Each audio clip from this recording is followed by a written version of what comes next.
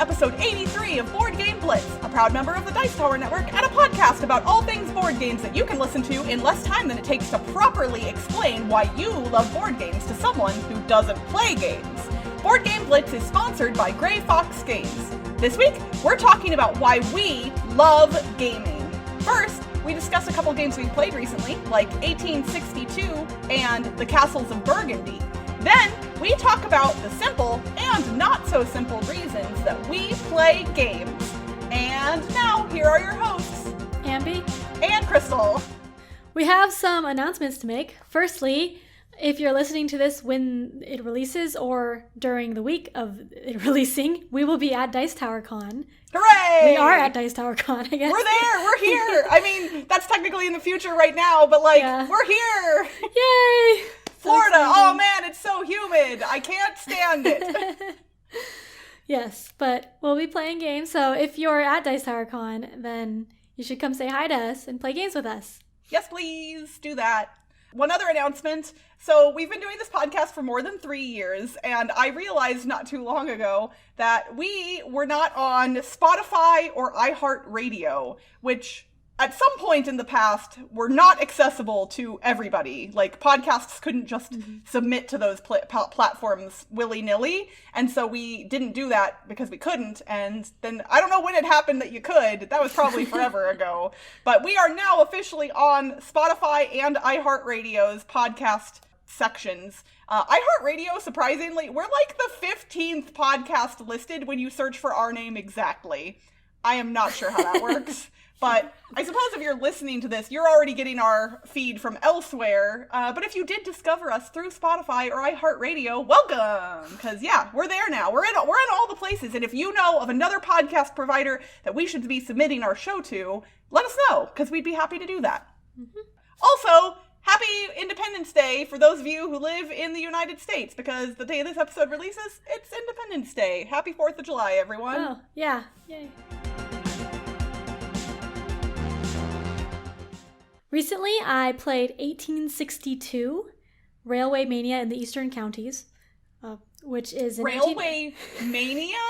Yes. That wins the prize for coolest name of an 18XX so far, I'm pretty sure. Railway Mania even gets me interested. So this is an 18XX game designed by Mike Hutton and published in 2013. It's getting republished by GMT Games. It's currently in the printers, I think, but they did like a P500 run for it, and a lot of people ordered it. But we got the old edition secondhand and hadn't played it yet, and we finally got around to playing it. So 1862 is a more operational 18XX game, which usually Toby and I don't like as much, but there's a lot of weird rules in it that make it complicated, and it's like more interesting to try to run a good company because of all the complicated rules. So we enjoyed it, but we still have only played it once. But we're looking forward to playing it again. So some of the weird rules are when you float a corporation, you can float, depending on how you do it, you can float either full capitalization or incremental capitalization. So it can either get all the money at once or get it like a little bit at a time, which changes things. And then the really weird thing, or one of the really weird things, is that there's 3 different types of trains that calculate routes differently. So normally you calculate routes the same way depending, like just the trains are bigger numbers, but you still calculate routes the same way in one game. But in 1862, there's freight trains that only count the ends of the route, plus you get bonus for like the length of it. And then there's express trains that only count every major stop. And then there's local trains that count major and minor stops. And then they get bonus for the length of track that goes into the corporation. So depending on what type of train your company has, which is randomly determined at the beginning of the game, you want to build out the route differently. And then another cool thing is that you can merge companies. So if you have 2 different companies that have different types of trains, you can merge them together, and then that new company can have both types of trains in it, because like each company has a permit that they need to run the train. This sounds very much like the real world. Like, oh, you have that proprietary technology and we have this proprietary technology. With our powers combined, we are a monopoly, probably. Yeah, so it was pretty interesting building out the track, like based on what type of train you have and you want to do well, because building out one way can do really well for one type of train, but then really badly for a different type of train. So that was fun. And the routes really get really, really big too. Our friend was running one corp was running for $1,370 at the end, which is a lot, I think. In games that we play, that's a lot. So that was 1862, which is a pretty fun 18xx game, I think. I mean, it's Railway Mania! Yeah, yes. Railway Mania in the eastern counties. Very nice. All right, well, Ambie, I am apparently trying to ruin my reputation of hating boringly themed board games because I finally played the game that, like, everybody loves. Everybody loves this game, and everybody's been playing it for years, and I never played it, and I was like, you know what? Finally gonna play it. That is the number 14th ranked game on Board Game Geek, at least currently, Castles of Burgundy. Wow. This one was a long time coming for me, and I'm apparently, I'm thinking I might be a Stefan Feld fan. So this is only the third Feld game that I've played. First was Trajan, which I played with you and liked, but not like enough to be like, I really desperately want to play it again immediately, but I enjoyed it. Then I played Carpe Diem and kind of wanted to play it again immediately. And now I've played the Castles of Burgundy, and I literally, okay, first off, we took way too long playing it, my first game, so we didn't have time to play it again, but I am very rarely compelled to want to play a game immediately after finishing it. That is something that's rare for me, and I know that that's common for other people. Not for me. Usually, I don't care how much I like a game, I want to move on to something else. I was sad that I couldn't play this game again immediately. Wow. Yeah, like, honestly, like, the only thing about it that I kind of hated was the boring, stupid theme, because it's boring. Like, so for those of you who, like me, have not played the Castles of Burgundy, all of the players have their own player boards, and you are taking settlement tiles from a main board and placing them into your princedom.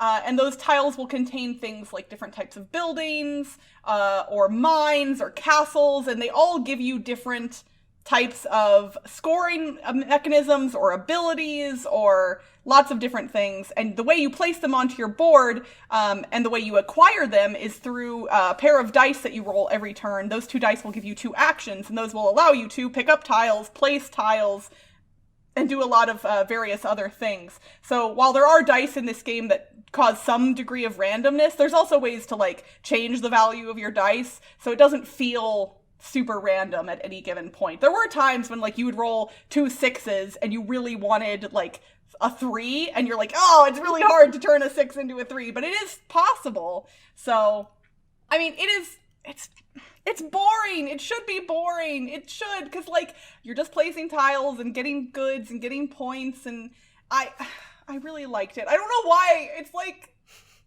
everybody's been talking it up for so long. And that's the thing. This is how I know it's a really good game, is because I went in with, like, weird expectations. Like, everyone loves this thing, but it's a type of game that I'm not sure that I will like. So I don't know what I was expecting, but I liked it a lot. There's a new edition of this coming out soon. Yes. And I'm kind of excited, and I'm probably going to buy it. And I actually think my husband will really like this one. He didn't play it with me at game night, but honestly, right now, while we're at Dice Tower Con, in the future, but not, I might try and play this again, just because, I don't remember, I think I got second place. I did pretty good in our 4-player game, but yeah, it took longer than it should have. I'm actually also very curious to maybe try out the card game and or dice game versions of this. I know those are also popular, so maybe, since I do like dice game versions of games a lot, that might be more up my alley, but honestly, I really liked this. So all of you people that have been saying that Castles of Burgundy is your favorite game forever and ever and ever, well, it's not my favorite game. It's probably not, well, no, it's definitely not in my top 10, but it's in my top 100 easily. Wow. Yeah, I just, man, I can't explain what's so good about it. Like, you've played this game, right?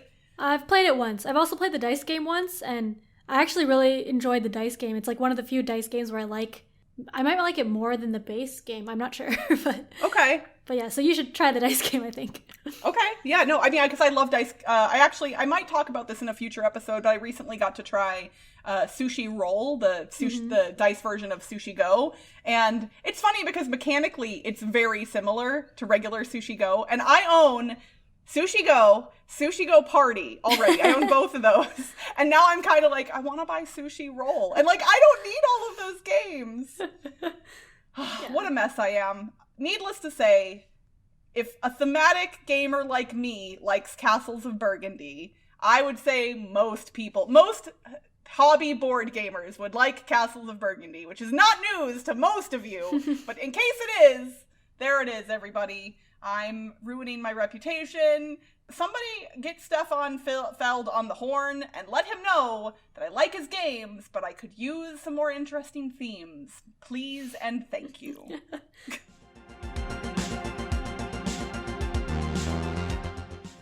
For this week's thematic segment, we're doing something that's at its core very simple, but also very complex. We are just tackling the topic of why we play games.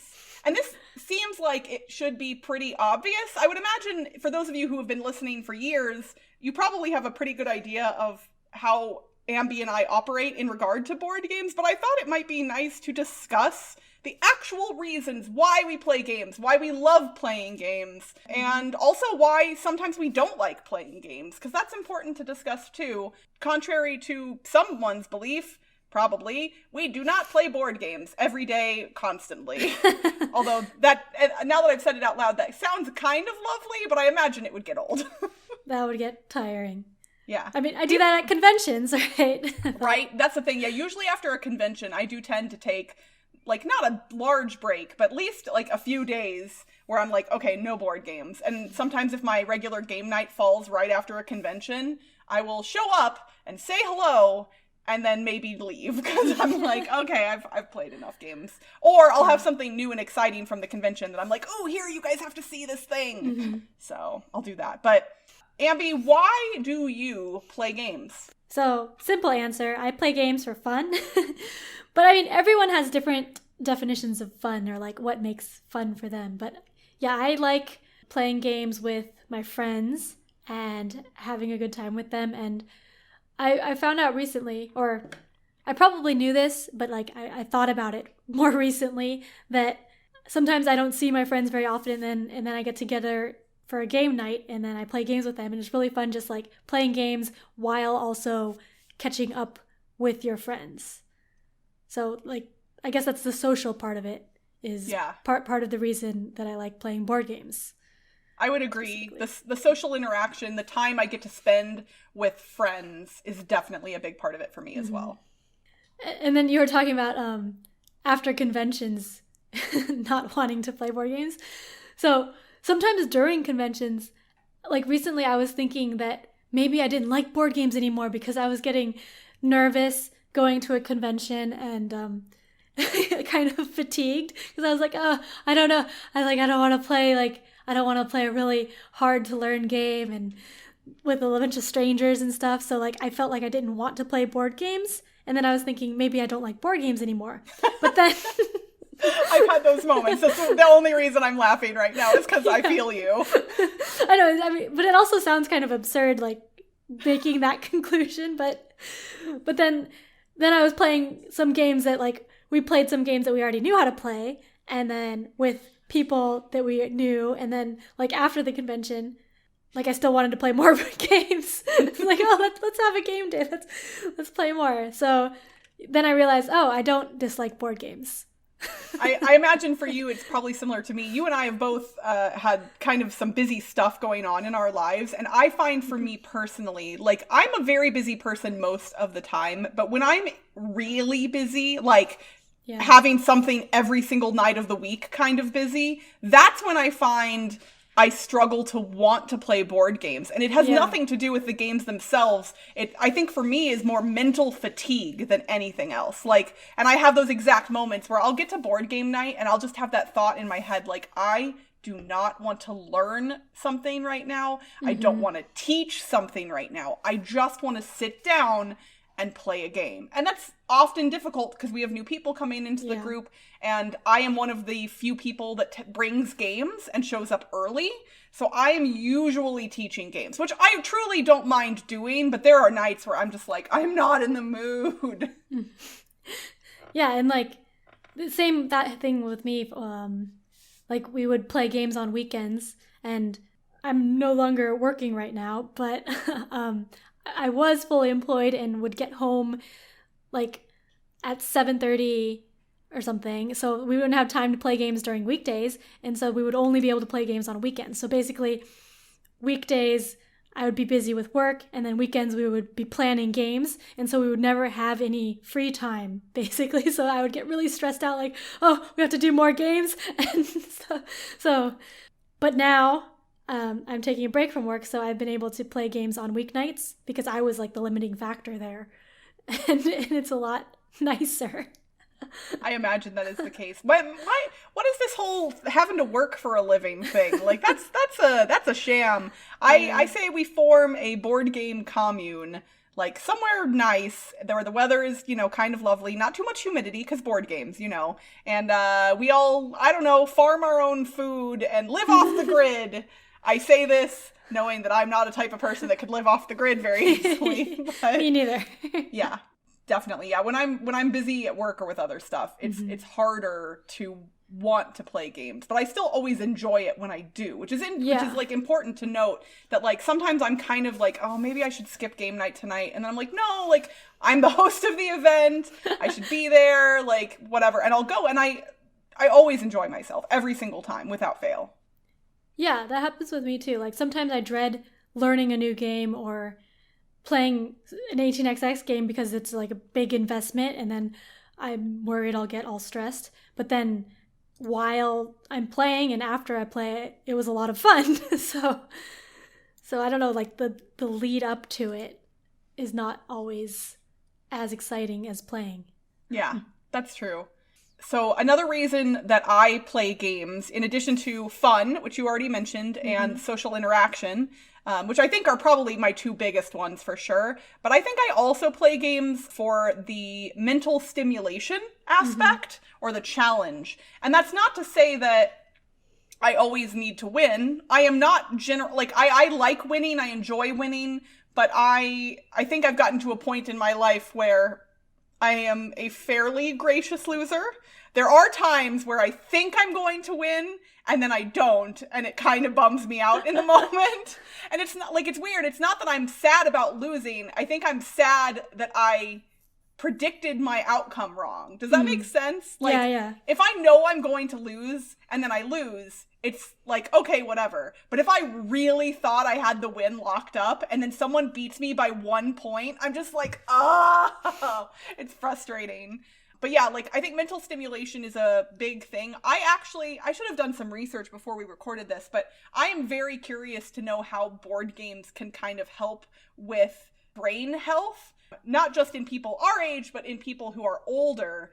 I have heard bits and pieces here and there. I have no definable proof at the moment with me, but like that it is possible that doing things like playing board games can help stave off things like dementia or Alzheimer's. And I'm not certain about any definitive research in that regard, but it makes sense to me because I think when you play board games, you tend to activate parts of your brain that aren't necessarily getting activated regularly by like more mundane daily activities, like going to the grocery store or, going to visit your friends and just hang out. I think it's something different and unique. And being in my 30s, obviously, I'm not suffering from any aging-related disorders yet, but someday I might be, and will the fact that I'm playing games now help?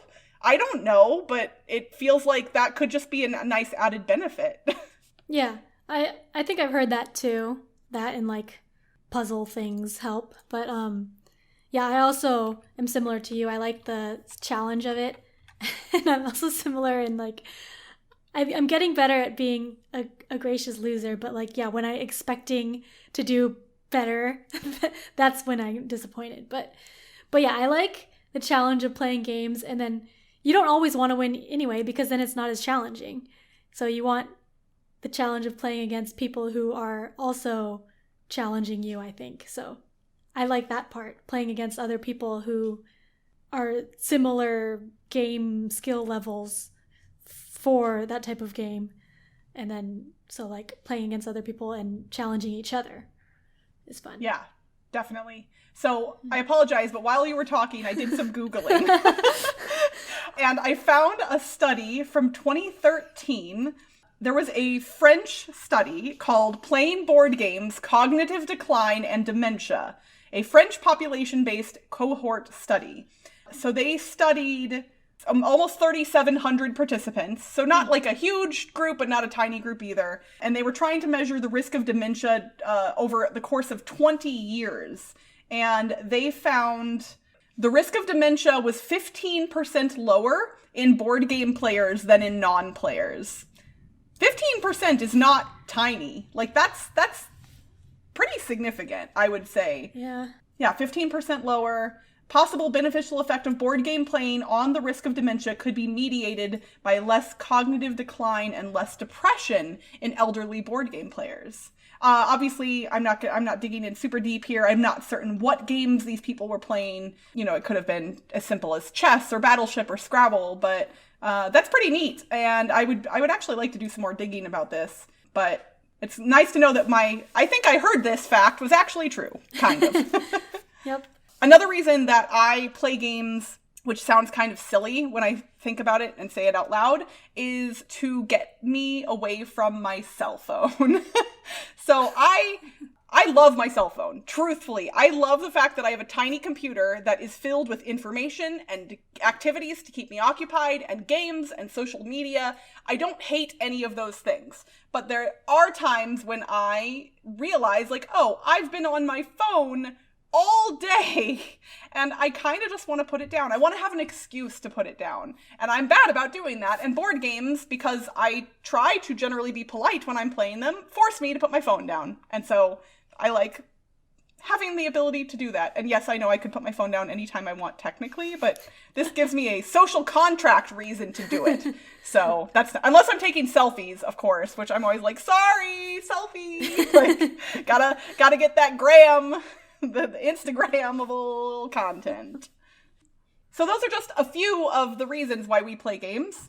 But we would love to hear from you all. Why do you play games? What is the driving force that makes you want to play board games? And if it's the same reasons that we shared, tell us anyway. And if it's a different reason, definitely tell us, because I bet you there's other things that we didn't discuss or didn't even think about. But games are wonderful, and I just love them so much. And I'm glad you and I both have those moments occasionally where we're like, oh no, do we not like board games anymore? And then we're like, no, we love board games still.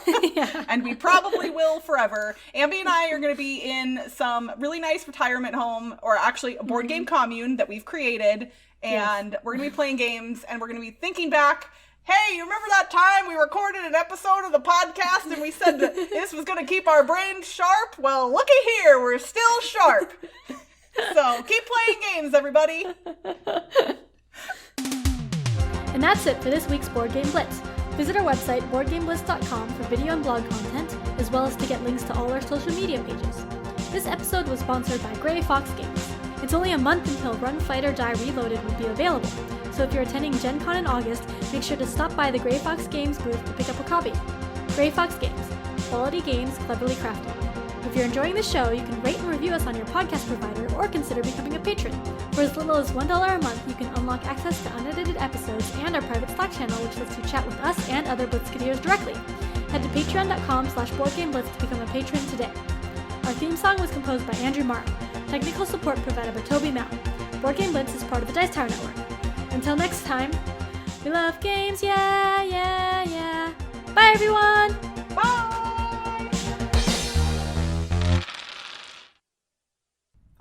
I'm gesturing wildly right now, and no one can see it! I can see it.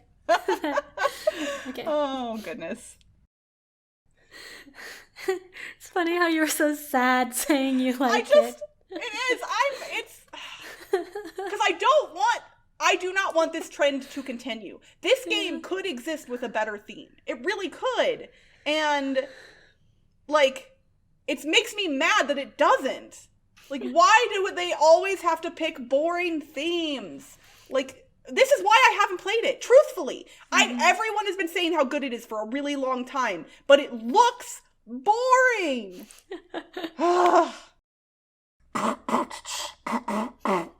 It's alliteration time! Alliteration time! Last episode, we asked you to retheme a kind of depressing game with transparent cards for illuminated hand coverings. What game was that, Ambie? That was Glowing Gloves Gloom. Glowing Gloves Gloom. I like it. And we had some correct guesses, so congratulations if you all guessed that one correctly. All right, so for this week's puzzle, again, 3 words, all starting with the same letter, we are asking you to retheme a cooperative game about fireworks so that it will appeal to a very dapper-looking purse. Good luck, everyone.